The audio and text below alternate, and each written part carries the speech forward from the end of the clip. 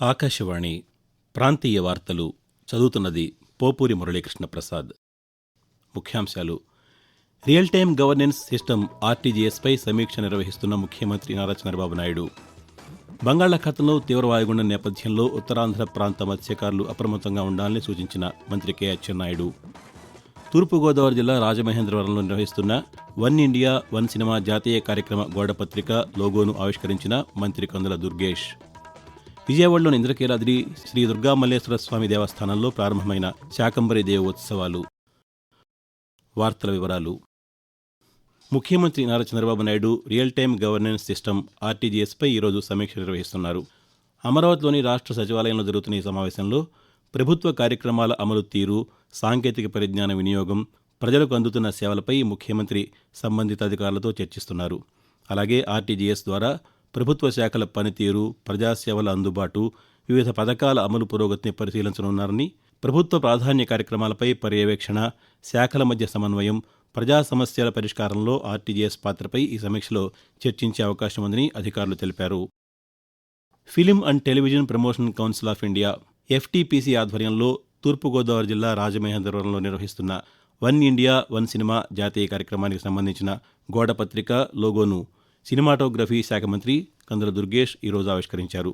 ఈ సందర్భంగా మంత్రి మాట్లాడుతూ సృజనాత్మక ఆర్థిక వ్యవస్థకి సంబంధించిన కార్యక్రమం రాజమహేంద్రవరం నుంచి ప్రారంభం కావడం ఆనందంగా ఉందన్నారు. ఏ భాషలో రూపొందిన సినిమా అయినా దేశంలోని ప్రతి ప్రేక్షకుడికి చేరాలన్నదే వన్ ఇండియా వన్ సినిమా కార్యక్రమ ప్రధాన ఉద్దేశమని మంత్రి పేర్కొంటూ, వన్ ఫిల్మ్ వన్ నేషన్ అనేటువంటి మాట ఇవాళ చాలా అప్రోప్రియేట్ వర్డ్. ఇది సినిమా అంతటిని ఒక వేదిక మీద తీసుకురావడం, ఏ భాషలో సినిమా తీసినప్పటికీ కూడా దాన్ని ఒక నేషన్కి సంబంధించిన సినిమాగా తీసుకోవడం అనేటువంటి చాలా ముఖ్యమైనటువంటి అంశం. ఇవాళ ఆంధ్రప్రదేశ్లో ప్రధానంగా ముఖ్యమంత్రి చంద్రబాబు నాయుడు గారు, ఉప ముఖ్యమంత్రి పవన్ కళ్యాణ్ గారుల నేతృత్వంలో ప్రత్యేకించి ఈ క్రియేటివ్ ఎకానమీని డెవలప్ చేయాలనేటువంటి ఆలోచన చేస్తున్నాం. ఇప్పటికే హీరోస్ వాళ్ళతో కూడా మాట్లాడడం, వాళ్ళు కూడా ముందుకొచ్చి తిరుపతిలో కానీ అమరావతిలో కానీ వారి యొక్క యాక్టివిటీస్ని స్టార్ట్ చేస్తాం మాట వారు చెప్తున్నారు. భారతరత్న మాజీ రాష్ట్రపతి డాక్టర్ ఏపీజే అబ్దుల్ కలాం వర్ధంతి సందర్భంగా ముఖ్యమంత్రి నారా చంద్రబాబు నాయుడు, ఉప ముఖ్యమంత్రి కె పవన్ కళ్యాణ్ సామాజిక మాధ్యమం ఎక్స్ వేదికగా ఈరోజు నివాళులర్పించారు. దేశానికి శాస్త్ర సాంకేతిక రంగాల్లో విశేష సేవలందించిన మిసైల్ మ్యాన్గా కలాం చిరస్మరణీయులని పేర్కొన్నారు.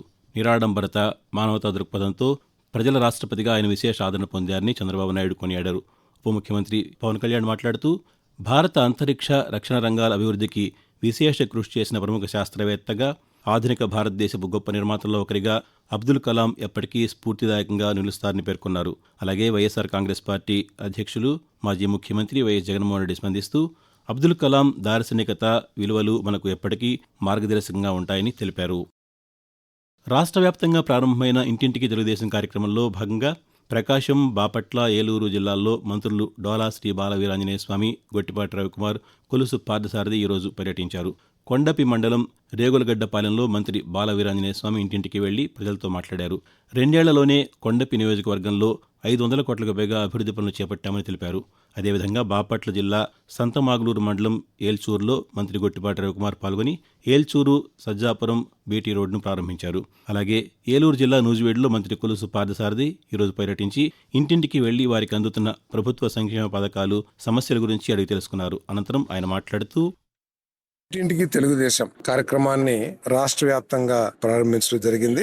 ప్రజలు ఎదుర్కొంటున్న సమస్యలు ఏమైనా ఉంటే, త్రాగునీటి సమస్య కానీ, విద్యుత్ సమస్య కానీ, ఇంకేదైనా సమస్యలు ఉంటే వాటన్నిటిని తెలుసుకుని వాటి పరిష్కారానికి ప్రయత్నం చేయటం. 2, ప్రభుత్వం చేస్తున్న సంక్షేమ కార్యక్రమాలు ఏ విధంగా అందుతున్నాయి, అర్హత ఉన్న వాళ్ళందరికీ కూడా ఇవన్నీ కూడా తెలియజేస్తాను. ప్రభుత్వం చేస్తున్న కార్యక్రమాలు ఏదైతే ఉన్నాయో, సంక్షేమ కార్యక్రమాలు, వాటన్నిటి గురించి తెలియజేయటం లక్ష్యంగా ఈ కార్యక్రమాన్ని చేస్తా ఉన్నాం. విద్య, గ్రామాభివృద్ధి, పారిశుధ్యం వంటి ప్రజా సంక్షేమ రంగాల్లో సమగ్ర అభివృద్దే ప్రభుత్వ లక్ష్యమని గిరిజన సంక్షేమ శాఖ మంత్రి గుమ్మిడి సంధ్యారాణి పేర్కొన్నారు. విజయనగరం జిల్లా పాచిపేంట మండలంలో 36 లక్షల రూపాయల వ్యయంతో నిర్మించిన నూతన మండల విద్యాశాఖ ఎంఈఓ కార్యాలయ భవనాన్ని మంత్రి ఈరోజు ప్రారంభించారు. ఈ సందర్భంగా ఆమె మాట్లాడుతూ నూతన కార్యాలయం ద్వారా విద్యా పరిపాలన మరింత సమర్థవంతంగా సాగడంతో పాటు విద్యార్థులు, ఉపాధ్యాయులకు మెరుగైన సేవలు అందుతాయని తెలిపారు. అదేవిధంగా గ్రామాల్లో పారిశుధ్య నిర్వహణను బలోపేతం చేసే లక్ష్యంతో పంచాయతీలకు 25 3 చక్రాల బళ్లను పంపిణీ చేశామని చెప్పారు. ఆకాశవాణి ప్రాంతీయ వార్తలు వింటున్నారు. బంగాళాఖాతంలో వాయుగుండం తీవ్ర వాయుగుండంగా మారే అవకాశం ఉన్న నేపథ్యంలో ఉత్తరాంధ్ర తీర ప్రాంత మత్స్యకారులు అప్రమత్తంగా ఉండాలని మంత్రి కింజరాపు అచ్చెన్నాయుడు ఈరోజు ఒక ప్రకటనలో సూచించారు. మత్స్యకారుల భద్రతే ప్రభుత్వానికి అత్యంత ప్రాధాన్యమని పేర్కొన్న మంత్రి వాతావరణ పరిస్థితులు అనుకూలంగా లేని సమయంలో సముద్రంలో వేటకు వెళ్లవద్దని కోరారు. రేపటి వరకు సముద్రంలోకి వేటకు వెళ్లకుండా మత్స్యకారులు సహకరించాలని విజ్ఞప్తి చేశారు. తీర ప్రాంత ప్రజలు అప్రమత్తంగా ఉండాలని, అధికారులు జారీ చేసే సూచనలు తప్పనిసరిగా పాటించాలని తెలిపారు. సముద్రంలోకి వెళ్లే ముందు పడవల్లోని ట్రాన్స్పాండర్లు, కమ్యూనికేషన్ పరికరాలు సక్రమంగా పనిచేస్తున్నాయో లేదో తప్పనిసరిగా తనిఖీ చేసుకోవాలని మంత్రి సూచించారు. ఆంధ్రప్రదేశ్ రాష్ట్ర రోడ్డు రవాణా సంస్థ ఏపీఎస్ఆర్టీసీని బలోపేతం చేసేందుకు 1,400 కొత్త బస్సులను కొనుగోలు చేస్తున్నామని రవాణా శాఖ మంత్రి మండిపల్లి రాంప్రసాద్ రెడ్డి వెల్లడించారు. విశాఖపట్నంలో ఆయన ఈరోజు మాట్లాడుతూ పర్యావరణ పరిరక్షణతో పాటు ప్రజలకు ఆధునిక సౌకర్యవంతమైన ప్రజా రవాణా అందించడమే ప్రభుత్వ లక్ష్యమని, రాష్ట్రంలో దశలవారీగా 1,050 ఎలక్ట్రిక్ బస్సులను ప్రవేశపెడతామని చెప్పారు. భోగాపురం విమానాశ్రయం ఉత్తరాంధ్ర అభివృద్ధికి కీలక కేంద్రంగా నిలుస్తుందని అన్నారు. విమానాశ్రయ ప్రారంభోత్సవ సభకు వచ్చే ప్రజల రవాణా కోసం సుమారు 2,000 బస్సులను ఏర్పాటు చేసినట్టు తెలిపారు. విశాఖ నుంచి భోగాపురం వెళ్లే విమానాశ్రయ ప్రయాణికుల కోసం సాధారణ బస్సు ఛార్జీలతోనే ఎలక్ట్రిక్ బస్సు సేవలు అందుబాటులోకి తీసుకొచ్చామని మంత్రి వివరించారు. విజయవాడలోని ఇంద్రకీలాద్రి శ్రీ దుర్గామల్లేశ్వర స్వామి దేవస్థానంలో శాకంబరీ దేవ ఉత్సవాలు ఈరోజు ఘనంగా ప్రారంభమయ్యాయి. 3 రోజుల పాటు జరిగే ఈ ఉత్సవాల్లో కనకదుర్గమ్మవారు కూరగాయలు, ఆకుకూరలు, పండ్లతో విశేషంగా అలంకరించిన శాకంబరీ దేవి రూపంలో భక్తులకు దర్శనమిస్తున్నారు. శాకంబరీ దేవి దర్శనం కోసం తెలుగు రాష్ట్రాలతో పాటు ఇతర ప్రాంతాల నుంచి పెద్ద సంఖ్యలో భక్తులు ఇంద్రకీలాద్రికి తరలివస్తూ ఉండడంతో ఆలయంలోని క్యూలైన్లు భక్తులతో కిటకిటలాడుతున్నాయి. ఈ సందర్భంగా ఆలయ కార్యనిర్వహణాధికారి సీనా నాయక్ మాట్లాడుతూ శాకంబరి ఉత్సవాలు దిగ్విజయంగా జరగడం కోసం వచ్చే భక్తులందరికీ కూడా అన్ని సకల సౌకర్యాలు కల్పించాలి. ముఖ్యంగా ఈ అలంకరణ చూడడం కోసం ఎక్కడెక్కడి నుంచో వస్తారు. అమ్మవారు ఇలా 3 రోజులు 3 రకాలుగా దర్శనం ఇవ్వడం అనేది భక్తులు చాలా మంది భక్తితో దర్శనానికి కోసం వస్తారు. సో వచ్చిన భక్తులకు ఎక్కడ ఇబ్బంది లేకుండా చేయడం కోసమే మేము ఉన్నాము. దీంట్లో ముఖ్యంగా మనకు ఈ కదంబ ప్రసాదం స్వీకరించడానికి కూడా చాలా మంది భక్తితో వస్తారు. సో ఎంతమంది వచ్చినా ఇక్కడ ఎలాంటి ఇబ్బందులు లేకుండా మేము ఏర్పాట్లు చేశామని తెలియజేస్తున్నాం. ప్రజా సమస్యల పరిష్కారానికి నిర్వహిస్తున్న ప్రజా ఫిర్యాదుల పరిష్కార వేదిక పీజీఆర్ఎస్కు అధికారులు అత్యంత ప్రాధాన్యత ఇవ్వాలని కాకినాడ జిల్లా కలెక్టర్ ఎంఎన్ హరీంద్ర ప్రసాద్ ఆదేశించారు. కాకినాడ కలెక్టర్ కార్యాలయంలో ఈరోజు నిర్వహించిన జిల్లా స్థాయి పీజీఆర్ఎస్ కార్యక్రమంలో ప్రజల నుంచి అర్జీలు స్వీకరించిన అనంతరం గతంలో అందిన ఫిర్యాదుల పరిష్కారంపై అధికారులతో కలెక్టర్ సమీక్ష నిర్వహించారు. ఈ సందర్భంగా ఆయన మాట్లాడుతూ పీజీఆర్ఎస్లో అందిన అర్జీలు నిర్దేశిత సేవా గడువు ఎస్ఎల్ఏ దాటకుండా సకాలంలో పరిష్కరించాలని సూచించారు. అర్జీలపై పూర్తి స్థాయిలో పరిశీలన జరిపి నాణ్యమైన పరిష్కారం అందించాలని, అలాగే తల్లికి వందనం పథకానికి సంబంధించిన వినతుల పరిష్కారంలో ప్రత్యేక శ్రద్ధ చూపాలని సూచించారు. తూర్పుగోదావరి జిల్లాలో పెద్ద పులి సంచారాన్ని గుర్తించామని అటవీ శాఖ అధికారులు తెలిపారు.